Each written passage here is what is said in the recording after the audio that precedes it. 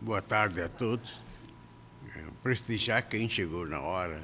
Daqui a pouco chegam outras pessoas. Então, nós falamos do primeiro princípio, ou teoria, da bioética, que é o principialismo. Então, falamos beneficência, não maleficência, autonomia e justiça. Falamos outro dia com certa, pelo menos não profundidade, mas longo. E hoje temos que falar de três fundamentos, teorias da bioética. A primeira é a chamada bioética secular. A segunda, bioética confessional, é o oposto, né? E a terceira é a bioética existencial, que surge do movimento fenomenológico. Tem coisas que a gente vai falar hoje que já foram ditas na aula passada, mas que, entretanto, são retomadas aqui para se compor com a teoria que a gente veio. Bem, então nós vamos fazer, em primeiro lugar, o paradigma da bioética chamada secular. Um dos criadores, porque não tem, essas teorias foram surgindo pouco a pouco, mas um dos criadores desta teoria é um tal de Tristan Engelhardt.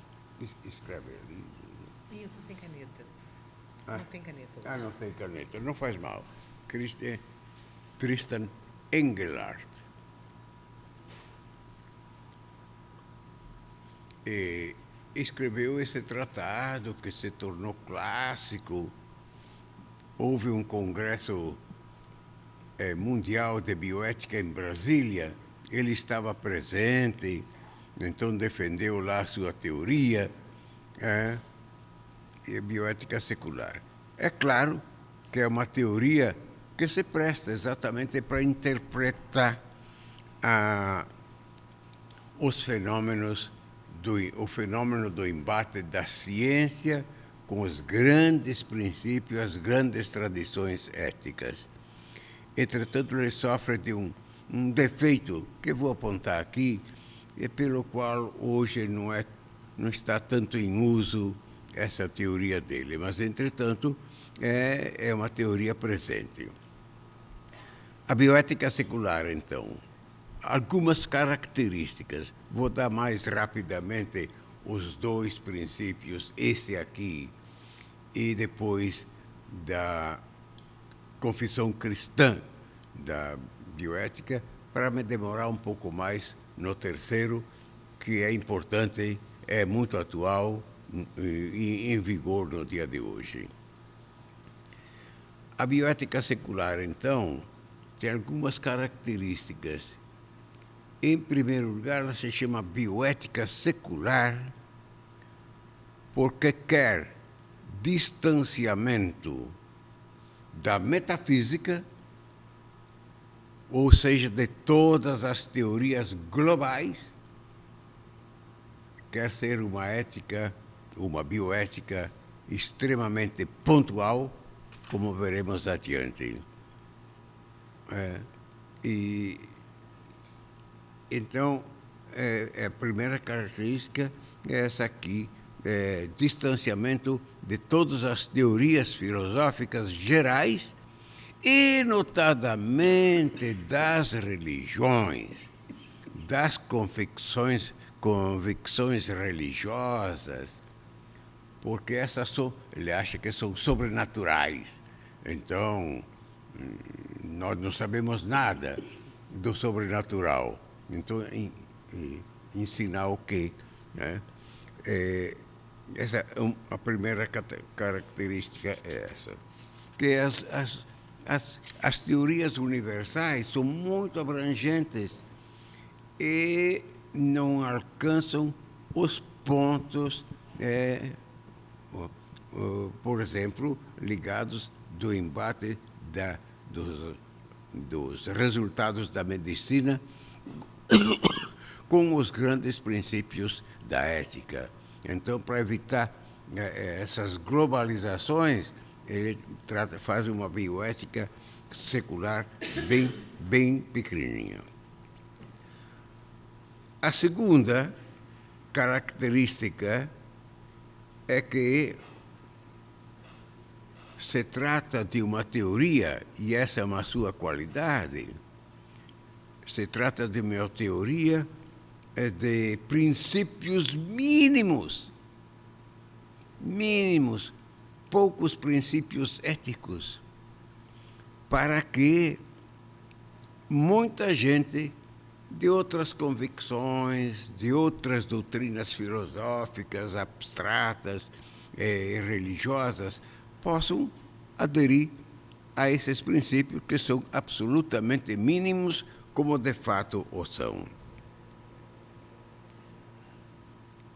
A terceira característica é que é uma teoria para estranhos, teoria de estranhos, eles mesmos esse termo, a teoria entre estranhos.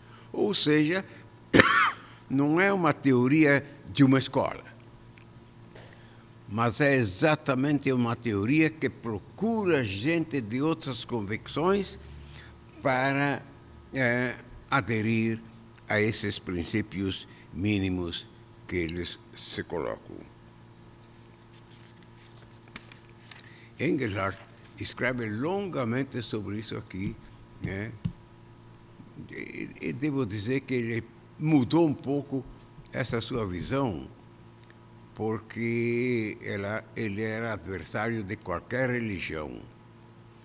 Nas últimas 2 décadas, ele aderiu a uma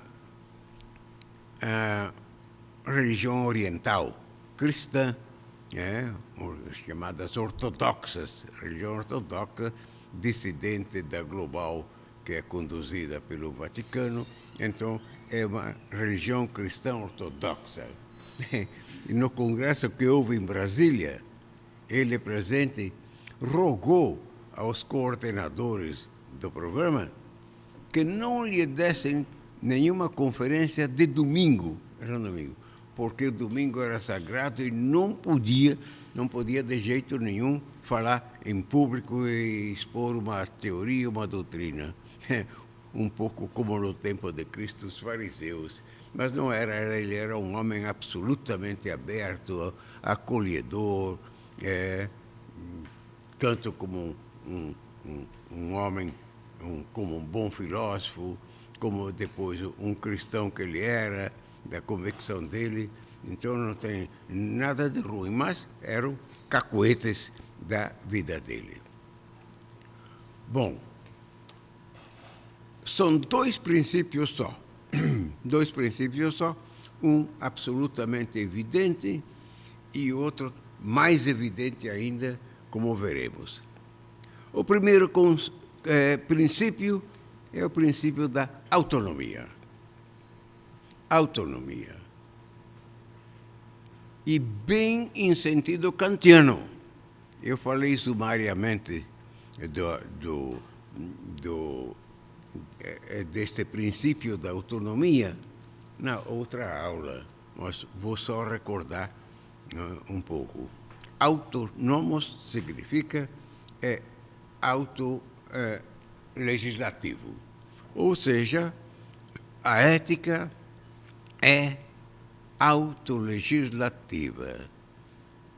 A outra ética não autônoma seria a heteronoma. Isso é, uma ética que vem de fora. Por exemplo, todas as éticas passadas vêm de fora, dos filósofos. Sócrates, em primeiro lugar, Aristóteles, Platão. Então, essa é uma teoria que vem de fora. Vem aqui no Ocidente, notadamente dos profetas de Israel, eram aqueles que ensinavam. Então, princípios que eles recebiam de Deus e transmitiam aos homens. Então, isso é heteronomia, ética que vem de fora. E toda a tradição cristã é uma tradição de ensinamento dos 10 mandamentos, é o ensinamento da grande tradição da igreja, que vem do Evangelho. Então, tudo isso é heteronomia. A autonomia, exatamente, o ser humano é autônomo, ou seja, ele dá a si mesmo a lei moral. E é por isso, é dessa capacidade da nossa liberdade de se limitar que procede a nossa dignidade. A dignidade da liberdade humana, a grande dignidade dela, é de se autolimitar. A nossa liberdade não tem limites, mas ela se traça limites. Traça limites porque, de fato, sendo livre, nós podemos fazer qualquer coisa, decidir qualquer coisa.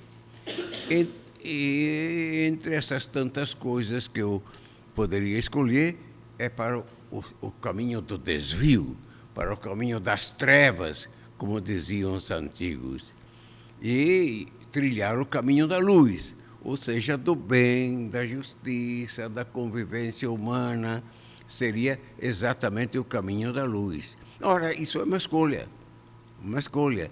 A liberdade, então, escolhe um caminho, a convivência, por exemplo, e não os descaminhos, o caminho das trevas. Nisto consiste a grande dignidade da liberdade para Kant, de autolimitar-se, apesar de ela não ter limites. Não ter limites. E, como eu falei na última vez, Kant, quando chegou a esta convicção, que está no imperativo categórico, não é à toa que ele o expressa 3 vezes na fundamentação da ética dos costumes, 3 vezes cita esse princípio. Então diz, ninguém de nós sabia que o ser humano obedece só a si mesmo, ele se impõe à lei. Kant era um pensador moderno. Então, todo o espírito da modernidade é exatamente esse, da autonomia. Rousseau, Hobbes e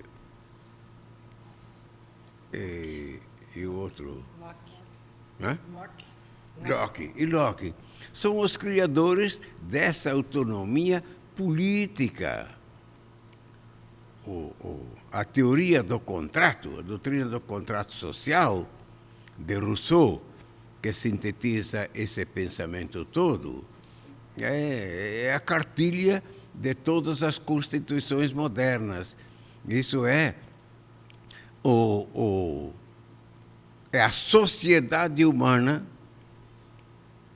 vive muito melhor, diz Rousseau, vive muito melhor se renunciar à sua liberdade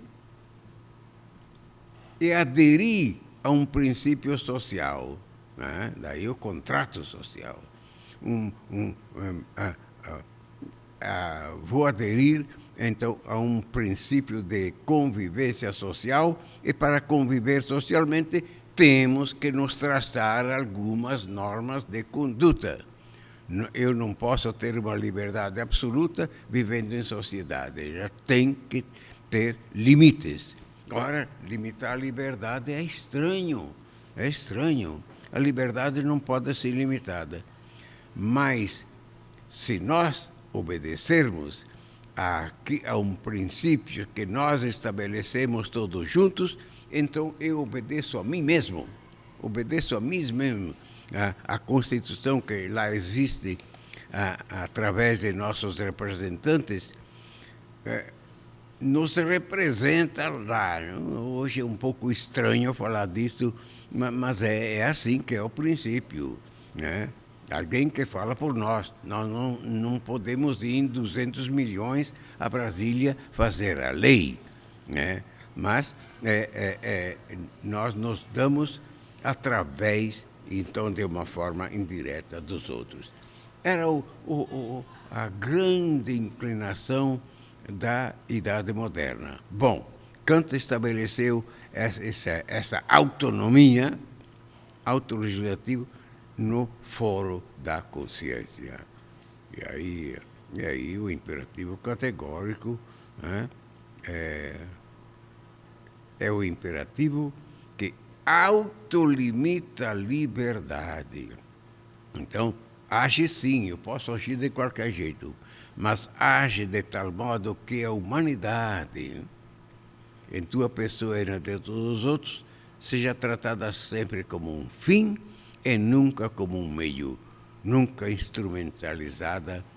Nunca podemos instrumentalizar uma pessoa para nenhum efeito. Bem, isso é então o princípio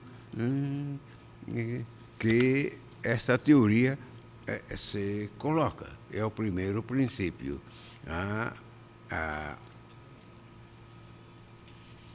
Essa autodelimitação, ou seja, o princípio da autonomia.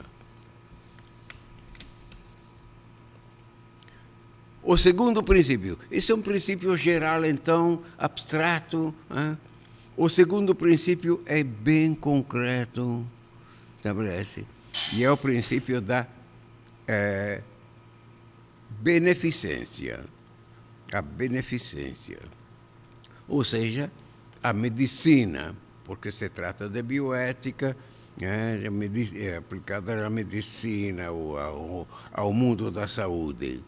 A medicina existe para beneficiar. Vimos na última aula. E nunca existe para fazer o mal. Não pode existir. Esse é o princípio de Hipócrates, sobre o qual os formandos em medicina juram. Acho que a doutora Sara jurou pelo princípio desse grande pensador, o Hipócrates. Então, esses são os dois princípios. É facílimo poder aderir a esse princípio, porque a autonomia, todas as teorias éticas se confessam autônomas.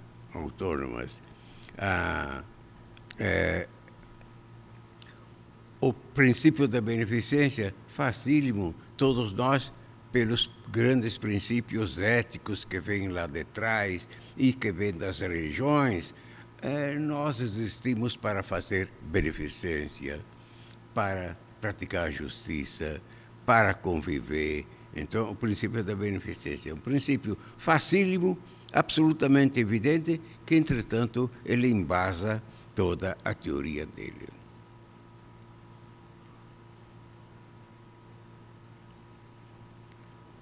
Sim, então, um comentáriozinho rápido. Esta teoria, ela é, pela sua simplicidade e pela sua evidência de princípios, facilmente atrai pessoas que podem aderir a ela.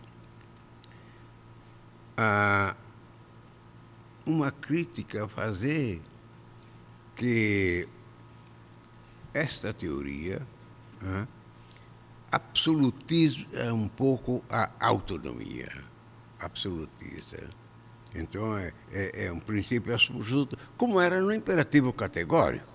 Para Kant, então, é sagrado, é imperativo, a autonomia é um princípio absoluto que ele pode estabelecer. Entretanto, na economia da ética kantiana, ele se aplica bem.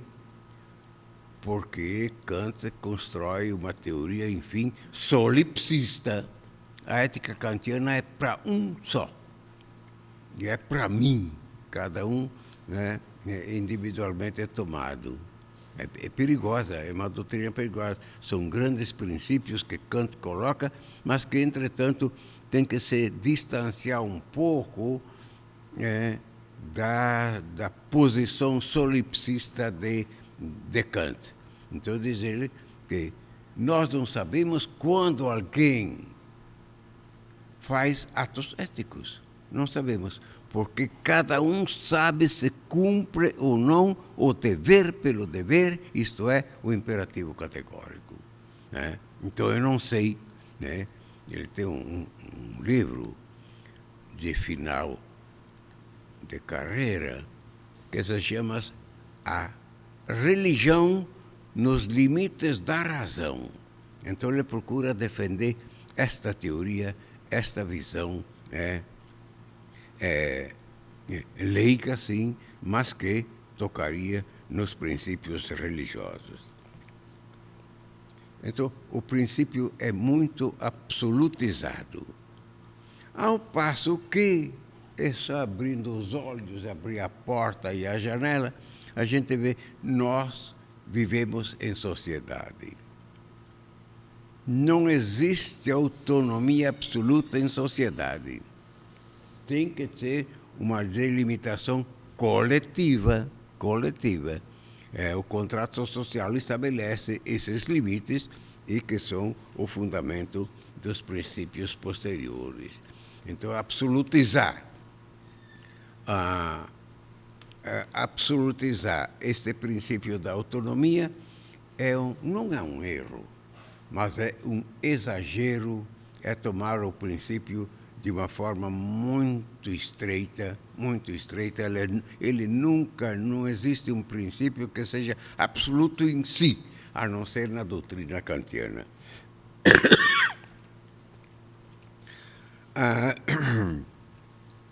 Mas, ali, hoje eu acho que isso é até errado, mas quanto à crítica a esse princípio, então não tem nada contra ele. Mas sim contra o seguinte, o conceito de pessoa, dentro dessa teoria simples, é terrível. É terrível e Engelhardt, o bom Engelhardt, não se dava muito conta disso. O conceito de pessoa, não vou expor aqui, de Engelhardt, é mais ou menos um conceito utilitarista, como era na época de quase todos os estudiosos em filosofia nos Estados Unidos. Então, existe uma grande distinção a ser feita. Todos nós, isto é, todos os seres humanos, pertencem ao Homo sapiens. Tem um livrão grande agora que circula com esse título, Homo sapiens. E o livro seguinte é Homo Deus. Deus, então, o homem criativo, não é o homem divinizado, mas é o homem criativo. São interessantíssimos os dois livros, mas especialmente esse é Homo sapiens. Então, todos os seres da espécie humana são Homo sapiens. Entretanto, curiosamente, vamos encontrar nos próximos dias, na próxima aula, acho, quando eu falar de Peter Singer, e outro que defende esta ideia aqui. Ao falarmos do Homo sapiens, sim, todos pertencemos. Entretanto, nem todos os seres do homem sapiens são pessoa. Então, tem gente que não é pessoa. Isso, para mim, soa bastante como um absurdo. Um ser da espécie humana é pessoa, seja qual for a condição dele. Mas, para essa teoria, então, não são pessoas, os retardados mentais. Os retardados mentais têm gente que não chega a um suficiente desenvolvimento da inteligência e são pessoas handicapés de espírito. E isso é uma cruz muito grande para os pais. Eu conheço, todos nós certamente conhecemos exemplos desse tipo. Então, mas todos os retardados mentais não são pessoa, porque para ser pessoa é preciso o exercício atual da razão. Tenho que pensar, tenho que decidir, tenho que escolher. Este é o Homo sapiens, sapiens, digamos assim, duplamente, ou seja, o ser humano integral. Isso é o exercício atual da razão. Um retardado mental não tem controle do exercício da sua razão. Mas as crianças, nos primeiros 3 anos, 2 anos, são assim, não têm o desenvolvimento mental suficiente, então tem que ser acompanhado pelos pais, decidir por elas, escolher por elas, né? A comida, o vestir e tudo. Então, a criança não é pessoa. Coisa absolutamente estranha, porque não tem o exercício pleno da razão. As crianças, os fetos, pior ainda. E é uma discussão muito grande em bioética quando o feto é reconhecido como pessoa. Se o é, nem todos os países é reconhecido como pessoa, é reconhecido como pessoa ao nascer. Então, isso é insuficiente para a maior parte de nós. Então, os fetos. Mas, outro lado, continuando, o ser humano, que é sapiens e que é pessoa, ele pode decair da sua personalidade, desse exercício da mente. Eu posso adoecer e entrar em coma. Um ser humano em coma não é propriamente pessoa. Não é pessoa.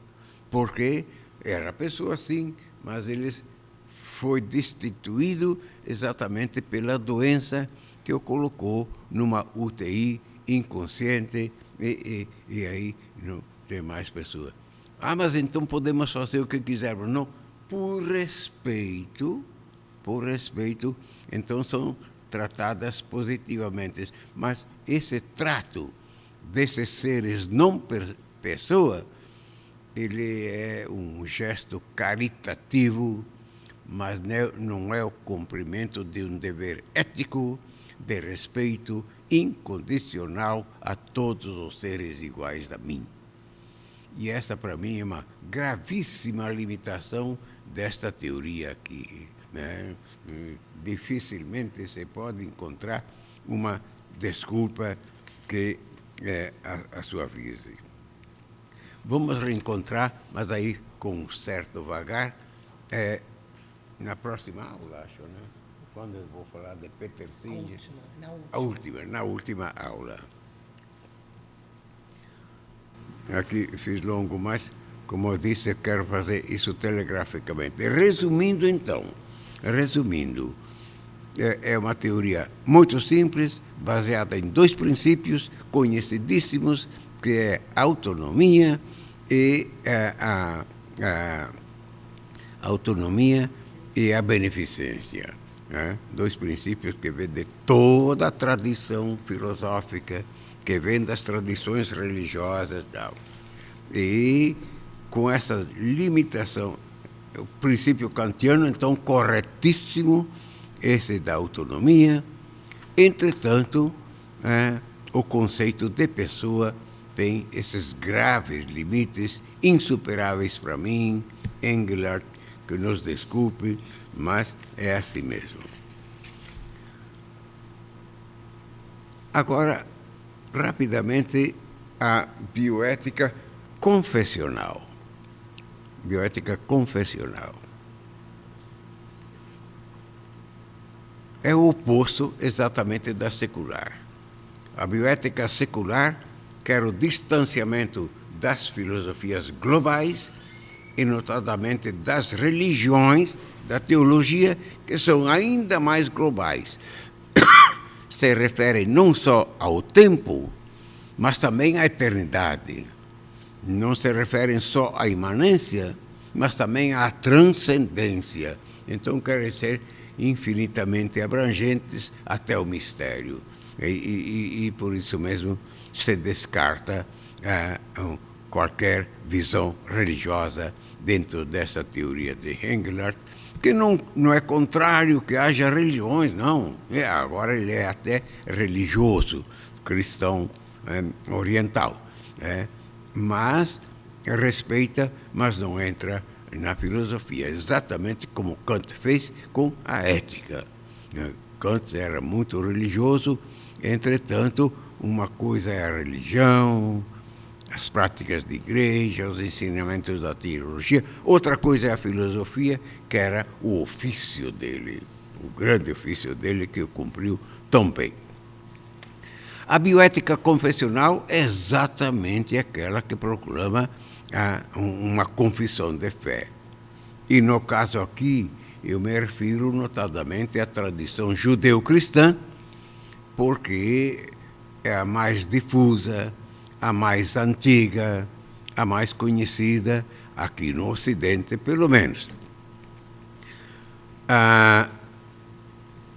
Esta teoria aqui, bioética confessional, se baseia integralmente naquilo que nós falamos de pessoa, no conceito de pessoa estabelecidos no início da Idade Média, ou até um pouco antes, com Severino Boécio. Severino Boécio.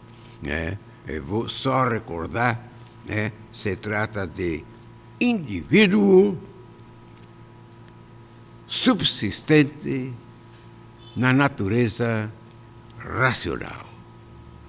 Esta é a definição metafísica de Severino Boécio, que depois foi batizada pelos teólogos, notadamente católicos, e se tornou a definição do ser humano por absolutamente central em metafísica até o dia de hoje. E essa é uma limitação da bioética confessional, de ser muito fechada sobre uma grande tradição, respeitável tradição, mas não basta. Na tradição, sim, ela existe e tem todo o seu respeito, bem merecido. Entretanto, depois dessas teorias, se quiser, vieram outras, veio o mundo moderno, o mundo da ciência, mudou tudo. Temos que correr atrás com os nossos princípios. Mas aqui, então, a bioética confessional de tipo judeu-cristão é a tradicional, aquela que explanamos outro dia sumariamente. Um indivíduo subsistente na natureza racional, e esta racionalidade, que é espiritual, nos leva até a divindade, na teologização desta definição. O outro grande princípio desta teoria são os princípios mínimos da tradição judeu-cristã. Primeiro e fundamental, a criação do mundo. Tudo foi criado. Tudo tem uma origem divina. Nada do que foi feito, diz São João, foi feito sem esse princípio absoluto divino. A criação, portanto. A natureza, esta natureza em que nós vivemos, nós somos seres naturais, como vimos em Aristóteles. O ser humano, ele é produto da physis por inteiro, diz Aristóteles, termina aí. Então, a natureza. E terceiro princípio, a pessoa. A pessoa, essa que acabo de definir, notadamente no princípio colocado por Severino Boécio.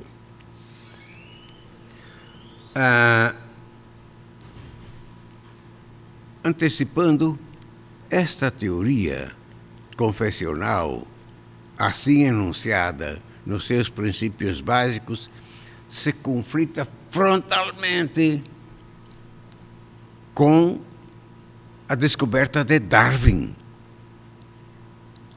Darwin, então, usando outros caminhos, mais perto da ciência, e se esforça essa teoria para chegar a ser uma ciência autônoma. Entretanto, ainda é uma hipótese, com toda a plausibilidade que ela tem, mas é uma hipótese da evolução. Isto é, toda a vida que existe aqui no nosso mundo, ela tem uma origem comum a todos, o vegetal, o animal e o ser humano. E no meu tempo de estudante como vocês, a grande surpresa é que nós somos parentes de macacos. Era uma coisa absolutamente estranha e de vez em quando ouço até agora essa estranheza. E foi necessário a intervenção de um documento oficial da Igreja em 1954. Eu era um estudante, 54, com o Papa Pio XII, em que ele declarou que não existe nenhum conflito entre a grande doutrina que vem do judaico-cristã com a evolução. Mas como não tem? Se chocam de frente. Não se chocam, não. Porque essas coisas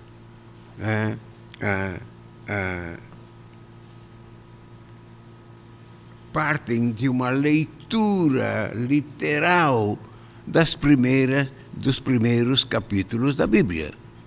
Leitura literal. Conduzidos quase todos nós pela mão magistral, genial de Santo Agostinho. Santo Agostinho, eu trouxe aqui, assim, o livro das Confissões, hoje num volume mais moderno, uma tradução mais moderna, mas o livro 12º das Confissões, é um capítulo, umas 50 páginas. Então, assim, meditação sobre o primeiro versículo do Gênesis. No princípio, Deus criou o céu e a terra. Então, diz Santo Agostinho, o que Deus fazia antes? O que ele fazia antes? A atividade dele qual seria? E, claro, ele se quebrou a cabeça pensando nisso. O importante neste capítulo aqui não é o que Santo Agostinho diz da criação do mundo, mas ele, através dessas reflexões todas, platônicas e neoplatônicas, ele chegou à conclusão de Aristóteles, de Platão, de que o mundo é feito de dois princípios, o princípio da matéria e o princípio da forma. Isso se encontra aqui, no 12º livro de Santo Agostinho. Então ele gira, faz toda uma filosofia que hoje não tem mais peso. Entretanto, ela tem peso no conjunto e a descoberta genial de que dois princípios são responsáveis pela existência desse mundo. Um princípio negativo, a matéria, e o princípio positivo da forma. Gozado que a grande ciência hoje, que está além disso aqui tudo, a grande ciência de hoje considera que existe uma matéria escura entre os elementos. Ela tem que existir, mas ninguém sabe o que ela é. Então estão correndo atrás dessa matéria escura. E seria um princípio de física, não seria mais um princípio filosófico ou religioso, como foi no tempo de Santo Agostinho.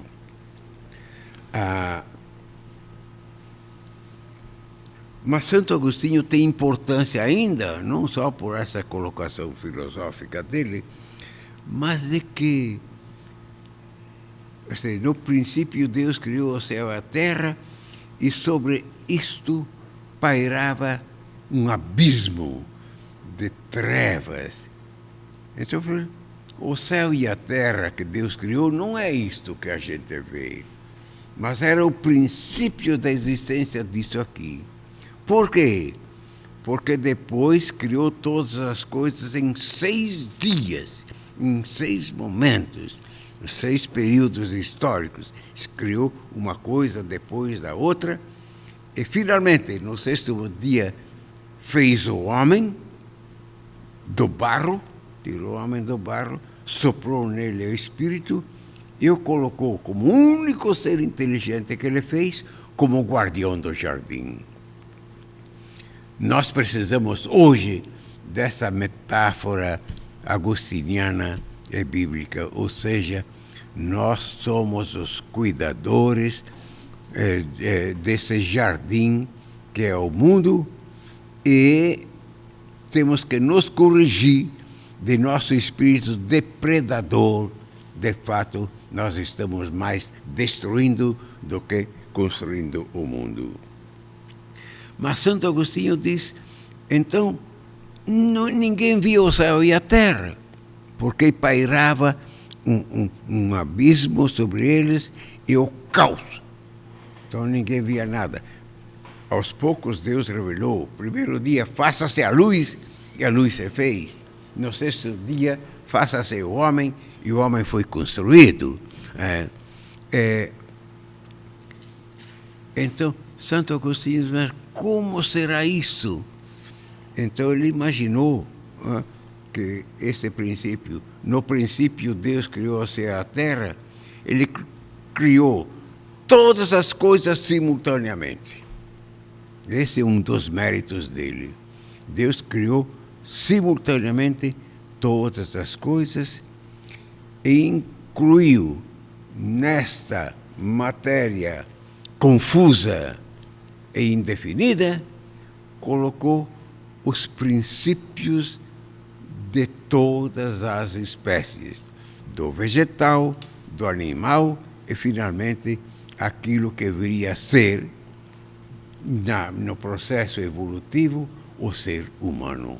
Enfim, hoje nós dizemos com toda a segurança, sem medo de conflito entre fé e razão, em ciência ou filosofia, que a matéria evoluiu até explodir nela a vida inicial do vegetal, do animal, e finalmente da matéria surgiu também a vida humana. Por quê? Segundo a interpretação de Agostinho, porque Deus tinha colocado o princípio da racionalidade lá no fundo dessa realidade obscura que foi criada no primeiro dia. No princípio, Deus fez o céu e a terra e fez também esse princípio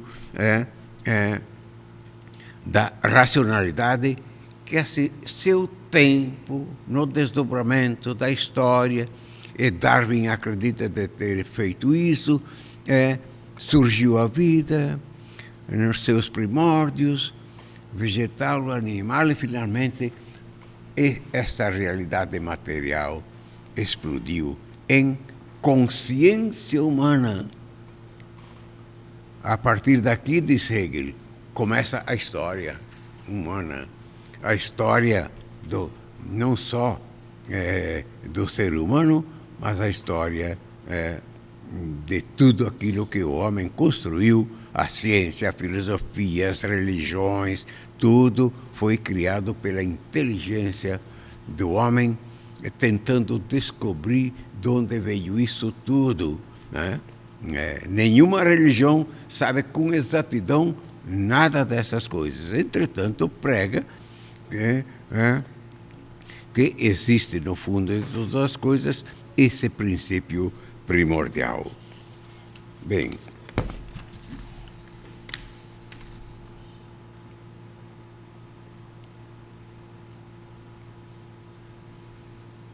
sim, então, entre a teoria estoica, que Santo Agostinho era estoico, ele tirou todos esses princípios que ele chamava rationes seminales,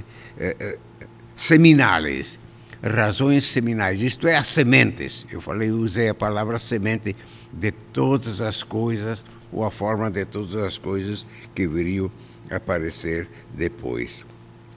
Então é uma doutrina que começou com os estoicos, foi aperfeiçoada por Santo Agostinho e melhorada ainda nos tempos modernos, notadamente com a contribuição de Darwin.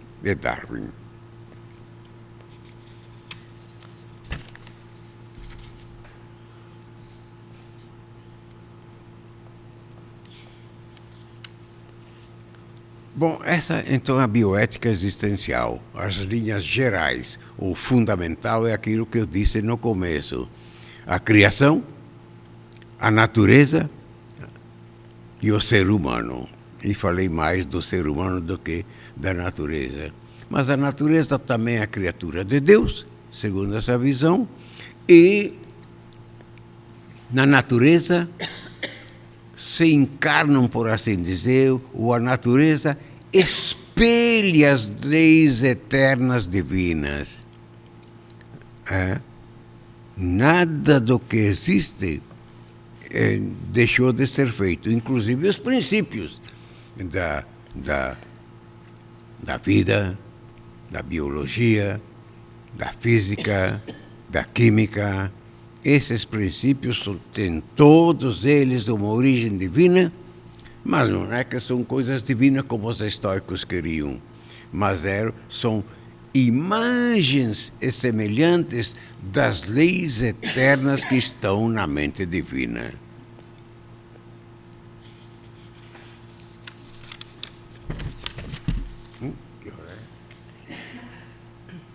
Não, eu vou dar telegraficamente também a outra, a parte que eu queria me demorar mais. Tem mas, meia hora. Tem meia hora. O tempo me escapou. É a bioética existencial, que é a que está mais em vigor hoje. Em vigor está principalmente aquela tradicional da confessional, pela mão do cristianismo, especialmente da Igreja Católica. Entretanto, de uma forma um pouquinho mais velada. Antigamente era tudo muito explícito, agora é um pouco mais velado. Mas ela tem uma grande presença, essa convicção de tudo foi criado e tal, e conduzido por Deus até o dia de hoje. São convicções que criam até problemas de conflitos, por exemplo, nos Estados Unidos. A querela, que também na visão cristã ela está resolvida por Pio XII, como eu falei, mas hoje temos as teorias criacionistas dogmaticamente defendidas. Então Deus criou o céu e a terra, como está na Bíblia, e por outro lado temos os evolucionistas, também eles dogmáticos, no sentido de que, enfim, a teoria da evolução é uma teoria, entretanto, com muita plausibilidade de vir a ser uma teoria científica. Bom, existem conflitos entre coisas que não se conflitam, porque a ciência do mundo e da história, qualquer ciência que seja, ela é sempre uma ciência sobre os princípios da natureza. Sobre a ciência, o limite da ciência é a natureza. É a natureza. Entretanto, é preciso respeitar que um pouco atrás, ou bastante atrás da ciência, que termina sempre com a realidade, com as leis do mundo, existem outras maneiras de pensar, outras ciências, embora não sejam ciências tão científicas como é a ciência do mundo físico, mas são ciências filosóficas, ciências religiosas, ciências, filosofia da história e assim por diante. Esses saberes nos enriquecem, nos enriquecem. Então existem sim, é preciso ser muito dogmático para exigir que tudo seja tratado como a ciência o trata. Temos que admitir que o ser humano inteligente é capaz de construir as grandes visões do mundo, que são formas de interpretar esse grande mistério que a ciência não decifra, não. O limite da ciência e da tecnologia é exatamente as leis físicas desse mundo. Bom, a bioética existencial, nós já a tratamos em seu fundamento. Eu falei aqui outro dia, opondo, exato, ou confrontando, não é opondo, mas é confrontando entre a definição medieval de pessoa, nós opomos aquela de hoje, que a filosofia de hoje construiu através da fenomenologia e dos pensadores da fenomenologia, no meu entender, especialmente Heidegger, porque eu estudei bastante Heidegger. Então, o que é? Nós não somos uma essência abstrata, animal racional que se encarna, mas redonda, então, uma essência completa desde o início. Não, nós somos uma existência temporal, uma existência relacional e, por conseguinte, potencial. Ou seja, nós somos, diz Heidegger, um conjunto de potencialidades, um conjunto de possibilidades. Longe de ser uma essência abstrata, fechadinha, desde a concepção animal racional. Eu sou uma existência assim, inteligente, animal, tudo que for, entretanto, aberta.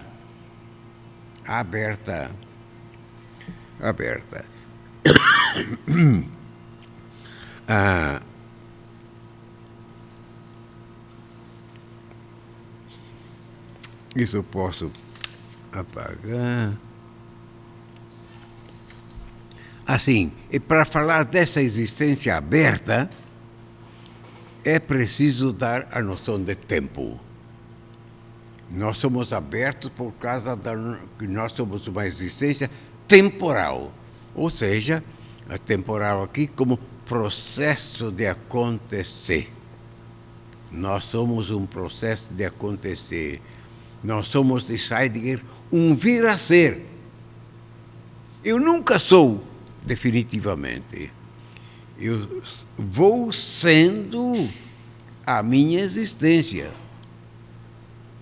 Vou sendo a minha existência. Então, isso esse conceito tem uma história longa, mas que eu sintetizo aqui em 2 pequenos itens. Primeiro item, um pouquinho, um toque sobre a história geral do tempo. Segundo item, a história restrita ao ser humano, que é isso que interessa aqui. Mas a história geral do tempo é um pouco o seguinte. Nós temos o tempo inaugural,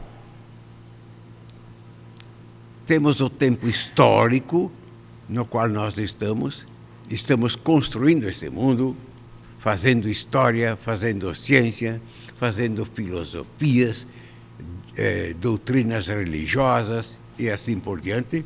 Então, o tempo histórico. E o terceiro é o tempo teleológico, tempo dos fins.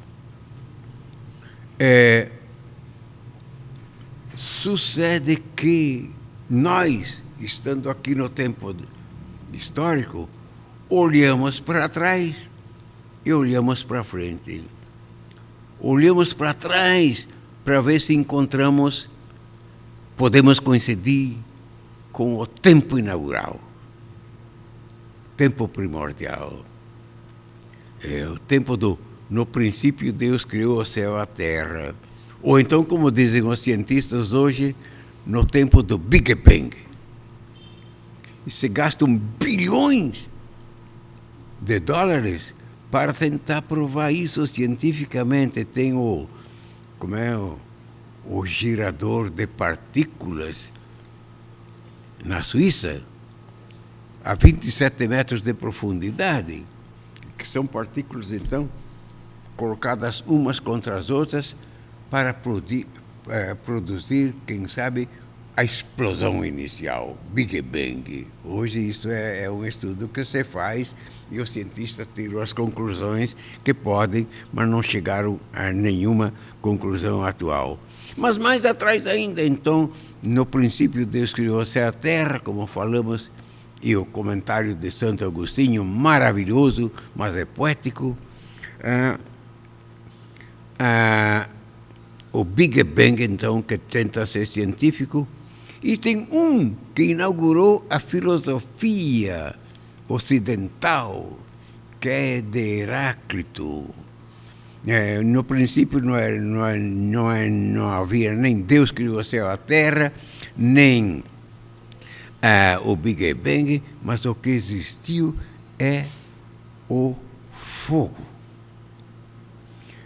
Isto é, fogo é simbólico. O fogo significa movimento, significa vida, significa tempo. Essas três coisas até conjugadas.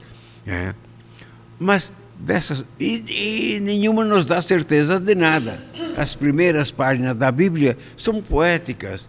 O escritor sagrado imaginou que Deus criou todas as coisas desta maneira.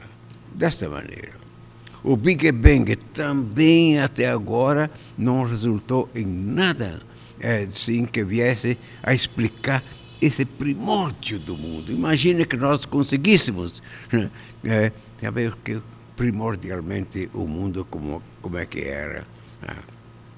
Assim, então, o ser humano se esforça para chegar a esse tempo inaugural. Enfim, tudo começou. O que explodiu? Explodiu uma grande bolha. O que tem nessa bolha nós não sabemos. No princípio Deus criou a terra. Como é que isso foi criado? Não temos jeito de explicar isso. Entretanto, a ciência, e sabemos muita coisa com alta precisão, o tempo histórico, isso sim. A ciência, ela não chega a explicar tudo não, mas claro que chega a uma visão bem próxima do que a coisa é, o mundo.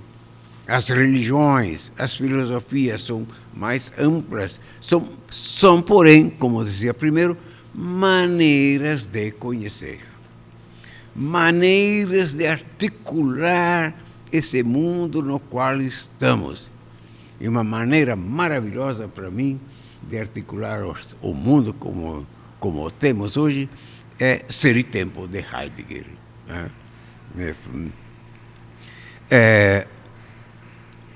Então, enfim, temos esse mundo científico que nada não explica definitivamente não, nenhuma coisa. E, finalmente, o tempo teleológico, o tempo dos fins. Como se diz, ou se acreditava antigamente, o mundo caminha em direção a uma explosão. Acaba. Como os profetas também disseram, como Cristo também profetizou. Entretanto, hoje os cientistas inverteram a proposta. Esse mundo tende a ampliar-se sempre mais, em vez de uma implosão do mundo, temos uma expansão contínua do mundo. Enfim, cabe aos cientistas, mas não se sabe nada a esse respeito. Dentro da visão bíblica, temos lá palavras que falam do julgamento do mundo. Como será o julgamento do mundo lá no fim? Céu, inferno, purgatório. São todas geografias celestes que não têm sentido nenhum. Não tem sentido nenhum, a não ser especulativo. Nós imaginamos o mundo dos inícios e imaginamos o tempo final, o tempo teleológico. Então, esse é um esforço humano para tentar nos aproximar-nos disto. E assim fazem as religiões, assim faz a filosofia e a própria ciência.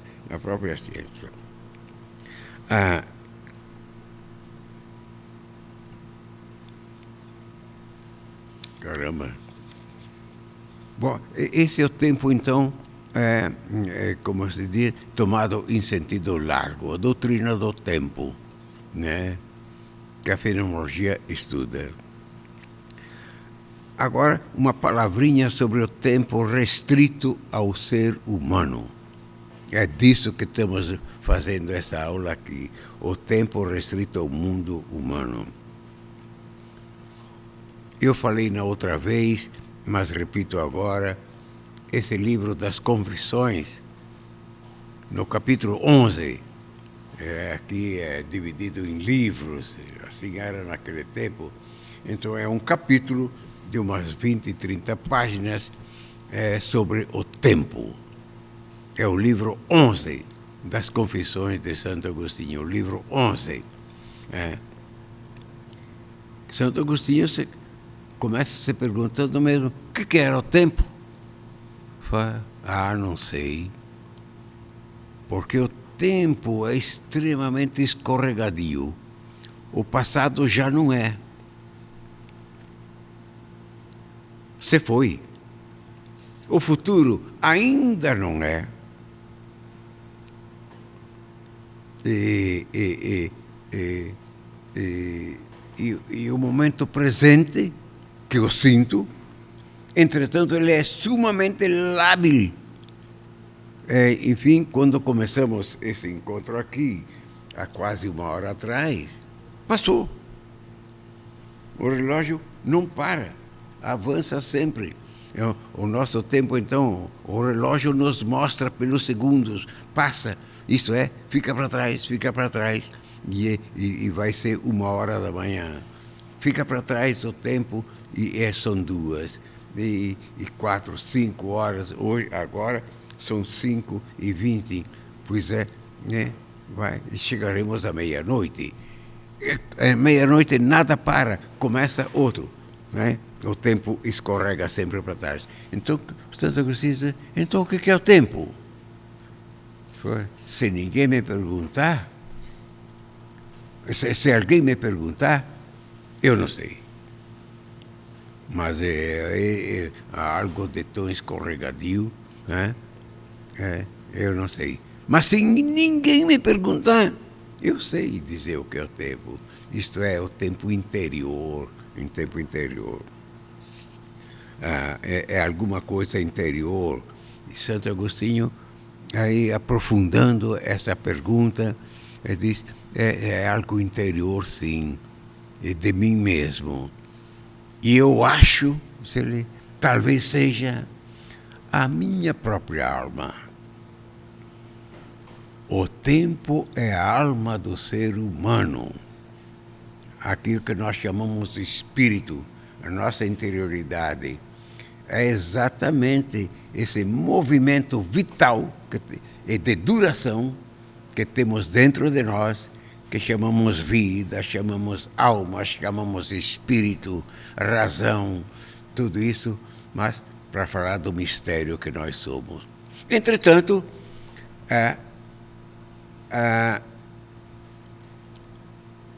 vita distenditur, diz Santo Agostinho.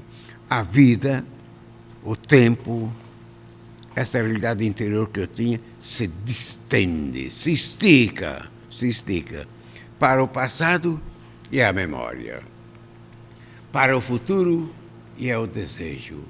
Então, memória e futuro que convergem para o meu eu presente. Eu sou o passado, eu sou o futuro.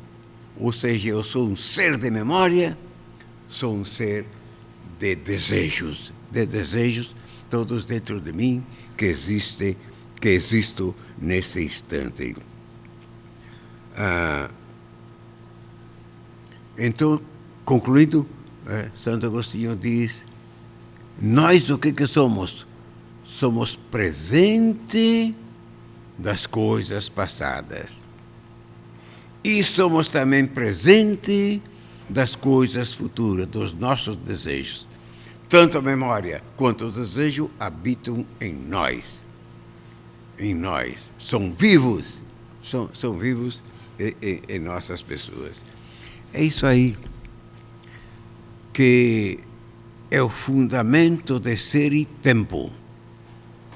Heidegger comentava essas coisas, dando aula lá de fenomenologia em Freiburg, na Alemanha, comentava. E aí construiu a sua grande teoria, e no seu momento de auge, ele praticamente repete em alemão, e na linguagem de hoje, e dentro da configuração da fenomenologia, aquilo que Santo Agostinho dizia em latim, baseando-se na Bíblia. O tempo de Santo Agostinho finalmente vem da Bíblia, né? E com aquela genialidade que ele tinha, tirou. E diz Heidegger, depois de Agostinho, não se falou nada de importante sobre o tempo, a não ser ele mesmo, Heidegger.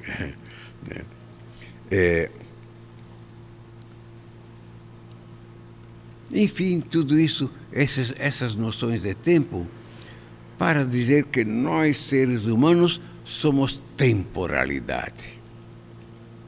Ou aquilo que eu disse no início, somos um processo de acontecer. Para dar alguma explanação a essa riquíssima expressão, processo de acontecer, ou vir a ser, recordamos essas noções de tempo. Nós somos, como Santo Agostinho pensava, nós somos temporalidade. Processo de acontecer, de vir a ser. Todas essas coisas, o que tem que ver com a bioética? Vou terminar, só para ligar com a bioética. Isto parecem divulgações pela história do pensamento humano, pela história do tempo. Não, mas em primeiro lugar, todas essas divulgações só para chegar à ideia de temporalidade humana. Leiam o parágrafo 65 de Ser e Tempo, é lá que se encontra tudo isto. Em síntese, é feita por Heidegger. Mas tudo isso para quê? Para divagar filosoficamente? Não. É para dar plasticidade à nossa teoria da bioética. Plasticidade. Ou seja, a, a, o conceito de pessoa na Idade Média era um conceito fechado. Fechado. A pessoa é dada uma vez por toda e para sempre. Nós fomos concebidos como pessoas, nascemos como pessoas e vamos morrer como pessoa do mesmo jeito. Aqui nós damos plasticidade a esta ideia, né, que eu sou, todo inteirinho, um processo de acontecer. Um processo de acontecer. Vou sendo. Isso é importantíssimo em bioética, porque ajuda exatamente a explanar o encontro da ética, dos grandes princípios da ética, com os princípios da ciência e da ciência aplicada sobre o ser humano, isto é, sobre a biologia humana, que sabe, e nós vamos falar, Sara e eu, na próxima vez, um pouco disto. Ou seja,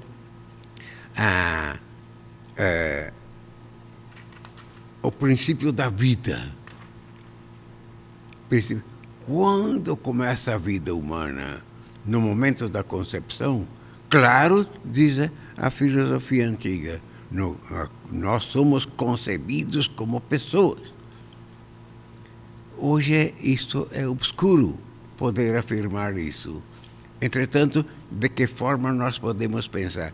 Podemos pensar exatamente que o início da vida é um processo de acontecer e que vai acontecendo a vida inteira, seja qual for a nossa, a nossa idade. Ou seja, em primeiro lugar, o que é a vida? Quando começa a vida humana, é uma pergunta que se faz à ciência. A ciência biomédica cada vez mais se aproxima da explicação dessa pergunta, que é antiga, antiquérrima. A outra pergunta que nos cabe é quando começa a pessoa. Por exemplo, um feto humano. Nós devemos, sim, a respeitabilidade existencial a um feto humano, mas dizemos que o feto humano, em determinado momento da sua evolução, ele se constitui como pessoa. E aí se torna uma pessoa. Eliminar um feto ou eliminar um adulto é o mesmo crime que se faz. Entretanto, quando é que nós, a essa vida fetal, atribuímos o conceito de pessoa? Então, as teorias antigas, e notadamente as medievais, como é o cristianismo, a pessoa é constituída toda pelo ato criador da alma, que é de Deus.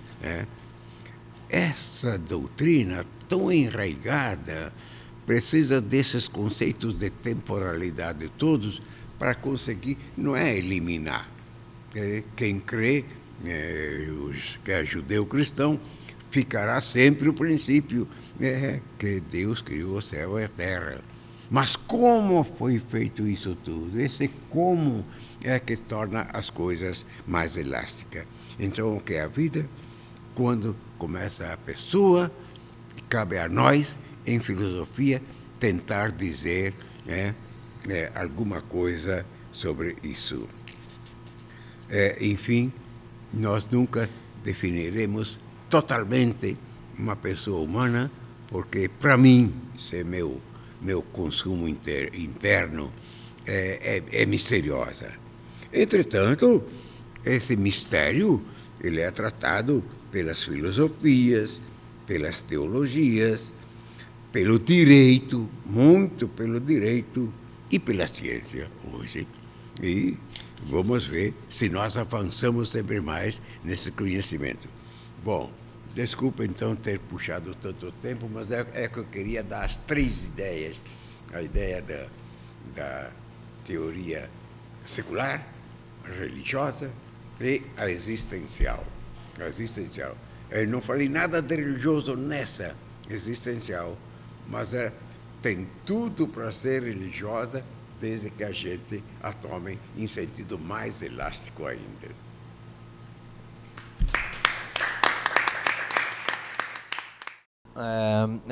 Você poderia explicar um pouquinho mais de como seria a aplicabilidade do existencialismo na ética, de uma maneira um pouquinho mais prática, porque eu não sei se eu conectei muito bem a ligação entre o desenrolar da vida humana, né, e a noção do dever, né?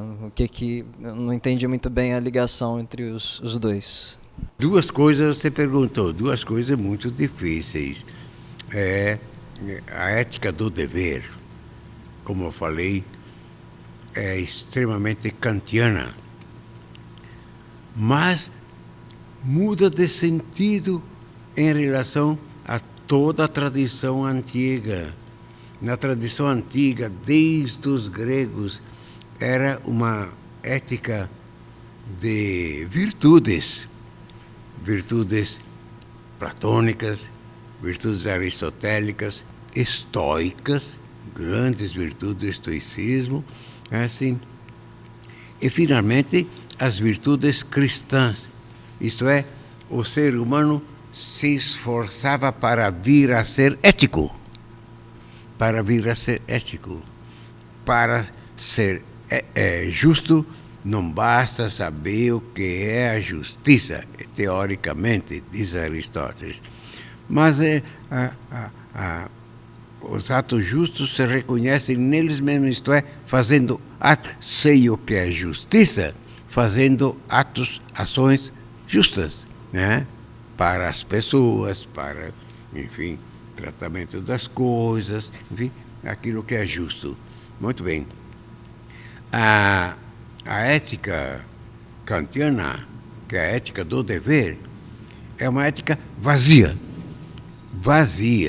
O imperativo categórico não manda fazer nada, mas comporta-se de tal maneira que, então,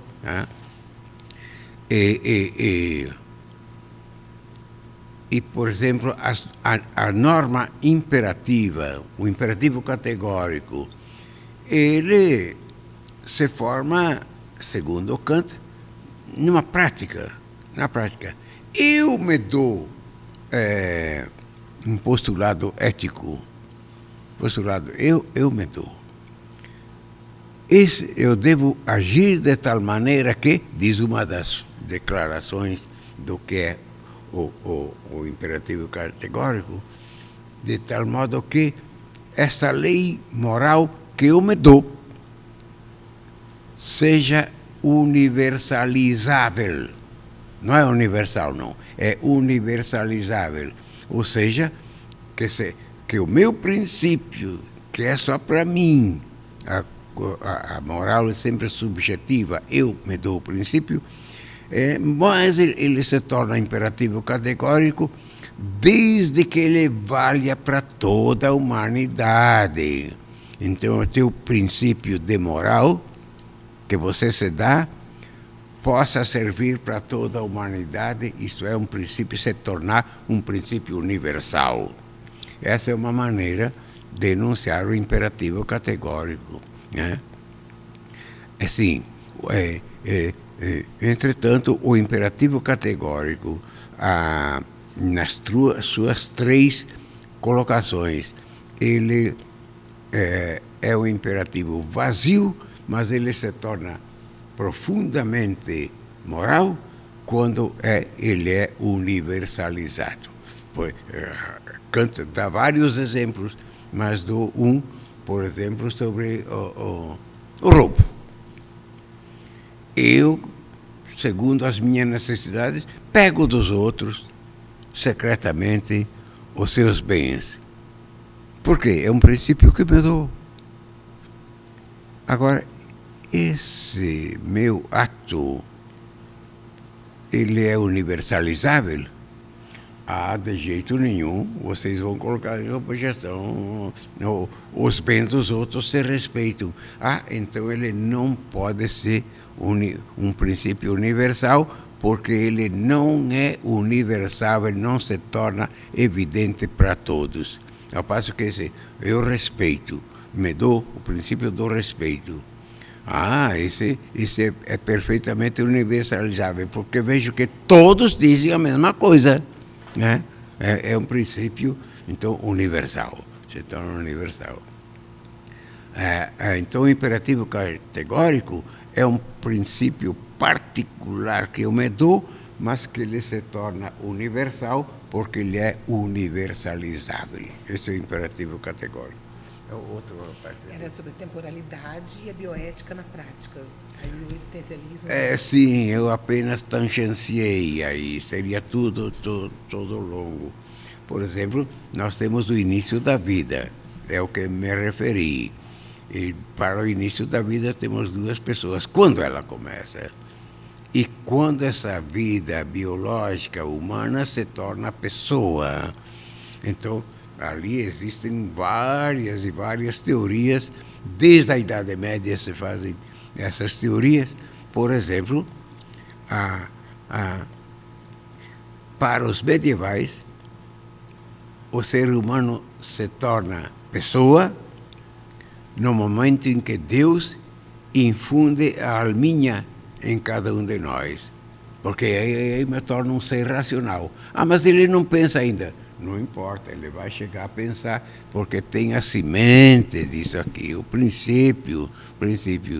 Não é como na teoria que eu falei da bioética secular, onde nós nos tornamos pessoa e podemos decair da personalidade. Nunca, não existe isso na Idade Média, não. Então, quando Deus infunde a alma, aí me torna personalidade. Mas quando esse momento acontece, eles arriscavam explicar, né? E a explicação era essa. Para os meninos, 40 dias depois da concepção. E para as meninas precisava mais 80 dias. 80 dias. A mulher é sempre mais devagar. Metade. De onde tiravam isso, sei lá eu. Mas...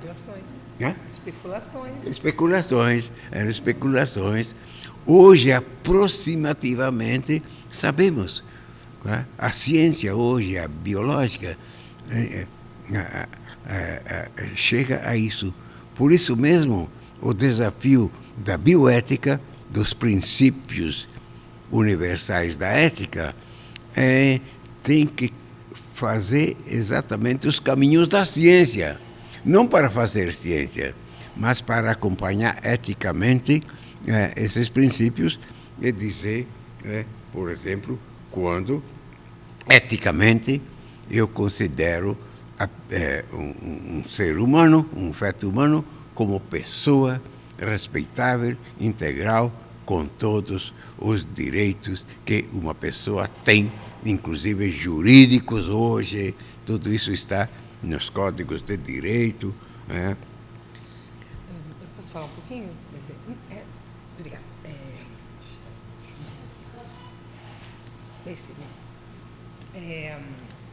Eu acho assim, me corrija se eu falar em relação a essa pergunta específica que você fez sobre a temporalidade e a fenomenologia, o ser como processo, o Hans Jonas, ele baseia a ética toda nisso, porque o princípio de responsabilidade, ele só tem sentido para as coisas que estão em transformação, que elas aparecem e se corrompem, né, e ao longo do tempo vão se modificando. E, por exemplo, quando você tem um bebê, esse bebê não tem nenhuma autonomia, né? E o que motiva os pais a ter uma atitude de cuidado com o bebê é justamente um desejo, um instinto isso, de que aquela vida permaneça na existência, que ela exista no futuro, né? Então, assim, quando se traz a reflexão da temporalidade para a bioética, você flexibiliza muitas coisas, dá uma plasticidade a esse pensamento, né? E você traz outras perspectivas do que as anteriores. E isso é uma coisa mais agora do século XX mesmo, né? Então, essa questão, por exemplo, que o professor estava falando, né? Quando é que é vida humana, quando é que é pessoa humana, quando não é. Isso tem uma série de coisas, de questões religiosas, culturais, etc., que vão definir isso. Mas, isso. Então, assim, essa reflexão da temporalidade, ela enriquece e dá mais plasticidade à reflexão bioética, né? Mesmo na prática, porque aí você vai pensar no futuro, vai pensar nas consequências dos atos que você está cometendo agora, e em relação à ciência bioética médica também especialmente, né? Jonas faz várias reflexões assim sobre se é benéfico para a humanidade fazer pesquisas sobre longevidade.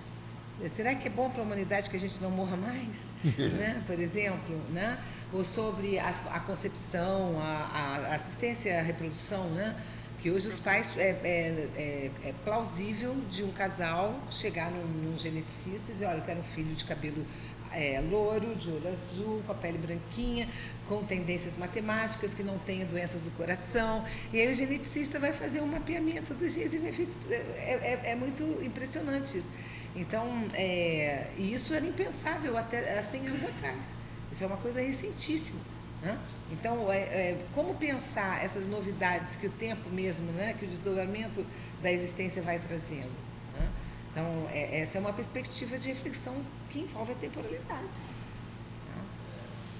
Professor. Queria fazer uma outra reflexão, pegando o que você disse semana passada, na última aula, a questão da sacralidade. Mudando a palavra, para não usar um conceito que pode ser do vocabulário religioso. Isso, teológico. O que eu acho que a filosofia da existência mostra é o valor absoluto de cada ser humano. Cada um é único, irrepetível, portanto incomparável. Cada um, então, você não tem como comparar um ser humano com o outro e dizer que um é melhor do que o outro. O que você tinha, tanto na metafísica, na filosofia tradicional, em que há um padrão do humano e aqueles que se afastam desse padrão, então, são inferiores, ou da utilitarista, tá? É dizer, a vida vale na medida em que ela é produtiva, na medida em que ela, enfim, é saudável, em que ela não dá despesa. Nessa questão o professor falou, né, dos que vão perdendo a autonomia, o velho também vai perdendo a autonomia, né? Então, você mata os velhos, você mata os doentes, você mata porque o princípio utilitário diz isso. Doentes mentais. Doentes mentais, você legitima aquela prática que houve nos Estados Unidos, né, que motivou todo o início, talvez, da bioética, de submeter a experiências os homens que eram débeis mentais ou os prisioneiros condenados à prisão, à morte, né? Então, o que a filosofia da existência diz é que cada um dá à sua própria vida um sentido que só ele dá. Se Beethoven não tivesse escrito a Nona Sinfonia, não existiria a Nona Sinfonia, tá? É dizer, se Machado de Assis não tivesse escrito o que ele escreveu, ninguém teria escrito os livros que Machado de Assis escreveu, composto as músicas que... Enfim, cada um é único nesse sentido, que tem um potencial que só pertence a ele e que só ele pode desenvolver. Então, você não pode nunca comparar uma vida com outra e dizer essa é melhor, essa é pior. O que há, e que o Heidegger mostra, né, são estruturas de alienação, de degradação, em que você abdica de ser quem você é, né, que são todas as estruturas que estão aí, que esvaziando o sujeito, esvaziando a subjetividade, massificando o homem, robotizando o homem, que são justamente as práticas que a bioética vai levantar e condenar, não é? Essa questão de hoje é possível produzir em massa um certo tipo de ser humano. Claro. É possível. Claro. E a questão, é desejável? Se a gente for um pouquinho mais para trás nesse desenrolar, por exemplo, antes da pessoa virar uma pessoa, se tornar uma pessoa, assim como a gente estava comentando na aula passada, né? Etc.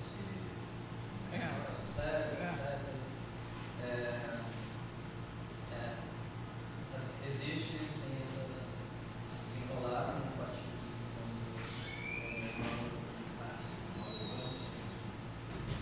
mas também não faria parte desse desenrolar que vem antes dele. Isso é muito especulativo, né? Já foge completamente da empiria. Mas, por exemplo, quando uma pessoa vai decidir ter um filho, isso daí já seria um desenrolar. É uma motivação, né? Que vai levar a pessoa a se comportar nessa direção. Mas o que vem antes aí é muita especulação. Olha, você tem que andar para trás. Mas nesse sentido assim, de desenrolar. Eu acho que aí entra aquilo que o professor Odito disse, o mistério. Né? Há um abismo para trás, que você não vai esclarecer nunca. Para trás e para frente. Né? E dentro. Os tempos originários e os tempos longínquos no futuro. A gente não tem a menor ideia de como vai ser. E no interior também tem uma pulsão. Claro. Você não... está cercado de mistério.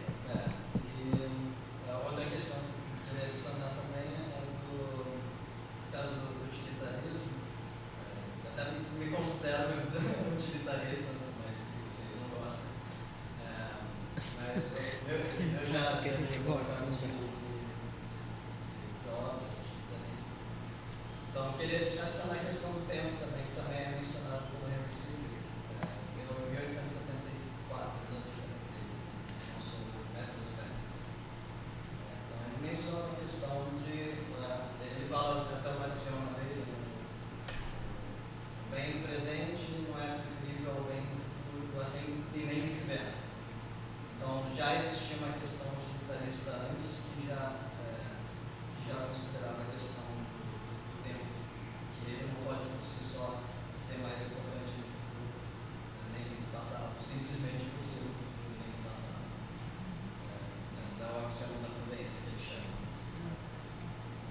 Só para adicionar mesmo uma questão de que também na questão utilitarista tem essa questão do tempo. Eu acho que a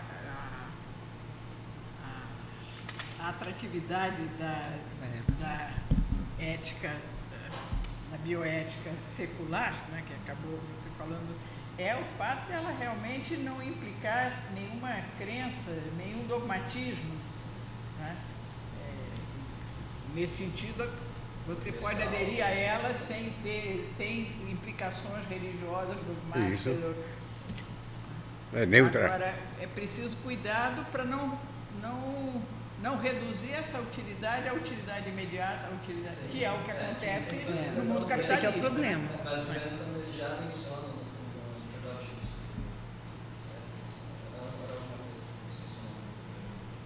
Mas ele fala do princípio de utilidade não pode ser confundido com o imediatismo. Mas o que aconteceu com a tradição utilitarista e pragmatista foi reduzir sob influência da economia, do capitalismo, tudo isso, que aí o útil é o... Porque quando eu dizia no Principles of Ethics, Legislation, falava dessa questão de que é o bem-estar em si mesmo, não é bem a utilidade dos instrumentos da tecnologia. Mas uma coisa são os fundamentos, os fundadores, e depois o movimento se desdobra, né? Aquela coisa, o Marx, o marxismo e os marxistas. Como se apropriam de um pensamento. Os próprios nazistas, eles pegaram o Nietzsche. Se apropriaram. Exatamente. Coitado do Nietzsche. Eu também não sou. Ok, podemos ficar por aqui então. Próxima aula, segunda-feira, sobre o início e o final da vida. E aí nós vamos compartilhar, eu vou falar principalmente sobre a morte, né, numa reflexão do Jonas e do Ran Jonas, naturalmente, né? E o professor vai trazer outras contribuições. Tá bom? Obrigada, gente. Até segunda, reta final. Faltam só 3 aulas. Segunda, quarta e na outra quarta. Obrigada.